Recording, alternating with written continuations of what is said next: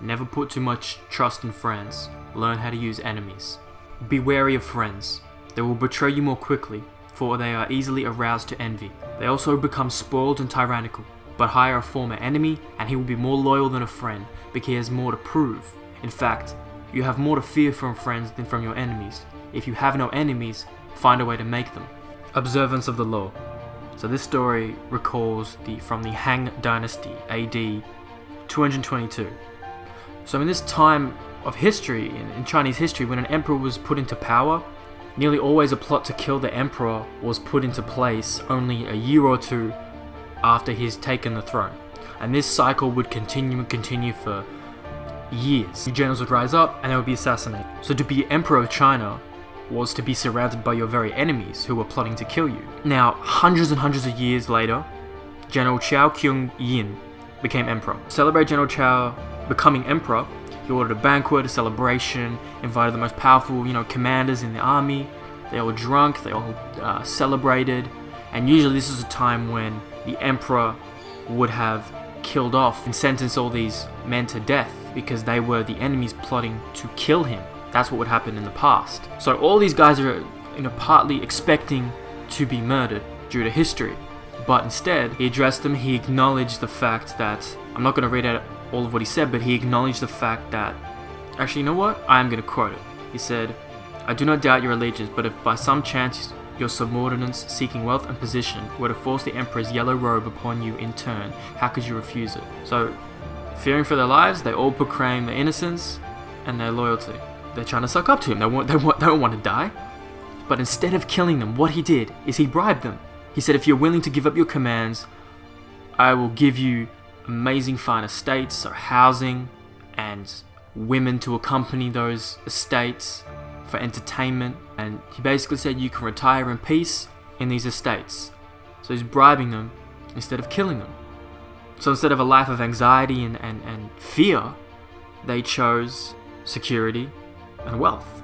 The next day, all the generals tendered their resignations and they retired. So the point of this story is that in one simple act, Sung turned the whole pack of quote-unquote friendly wolves who would have betrayed him and killed him into a group of docile lambs. So another story. At the time, China had splintered off into multiple kingdoms, and one of these kings was defeated, and they found out he was plotting to kill the general, the emperor. The emperor came to visit this quote-unquote traitor. Instead, he didn't lock him up, didn't kill him, he honored him, and he gave him a gift, a package. And he told the former king to open it on his way home, when he was halfway home. So this former king, someone who usually would have been sentenced to death, opens this package up. It contains all the documents containing his conspiracy. So he realized that this emperor knew of his murderous plans. He knew that he was going to kill him. He gave generosity of life, won him over, and became one of the emperor's most loyal assets, most loyal friends. So the big thing here to note is that he turns his quote-unquote enemies into his friends. Your enemies don't expect gifts or favors or mercy. Robert writes, "A man suddenly spared the guillotine is a grateful man indeed, and will go to the ends of the earth for the man who has pardoned him." The proverb, "Pick up a beef from kindness and learn the limitations of kindness." And another quote, "Men are more ready to repay an injury than a benefit, because gratitude is a burden and revenge is pleasure." Keys to power. Now, bringing it back to our current times, you see how it's affected history, and now bringing it back to reality, our reality. And Robert writes, "The problem is that you often don't know your friends as well as you imagine. Friends often agree on things in order to avoid an argument. They cover up their unpleasant qualities so as to not offend each other. They laugh extra hard at each other's jokes. Since honesty rarely strengthens friendship, you may never know how a friend truly feels. Friends will say they love your poetry, adore your music, envy your taste in clothes. Maybe they mean it, often they don't." And that's the thing, that's so true, because if you could just watch from above two friends behave and just sit back and objectively observe their behavior, and over time, you would see that this law is very true in the average person, because most people aren't honest enough to tell a friend these things. Or even anybody just, meeting someone for the first time, an acquaintance, a new friend. We're too afraid to reveal our true feelings. So this is when it can be a detriment to involve friends in a business. Or that's when going from a friendship to a relationship can be quite difficult. On the topic of favors and friendship, doing a favor for someone and receiving a favor from someone can be of detriment to you in some ways. You just have to observe it. He writes, the receipt of a favor can become oppressive. It means you've been chosen because you are a friend, not necessarily because you are deserving. There's almost a touch of condescension in the act of hiring friends that secretly afflicts them. You sometimes accept a favor from someone or do a favor for someone out of pity for certain qualities in them, because you know them well, or maybe because simply they're your friend and you've classed them as your friend, so you have to do them this favor. That can create resentment within yourself if that person takes advantage of that friendship and asks for multiple favors over and over and takes.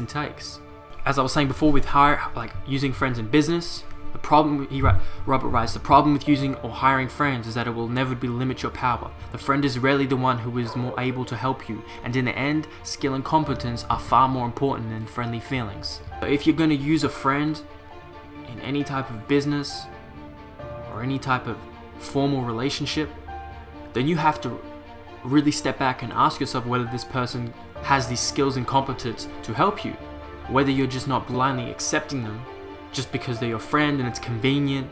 So maybe asking somebody else, another trusted, objective third party, whether this is a good idea, is a good way to avoid that situation.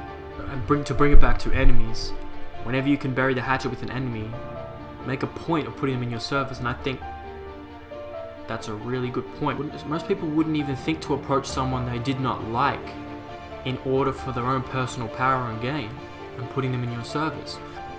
Because everybody has skills, and a lot of the time your enemies are enemies because they have something of value.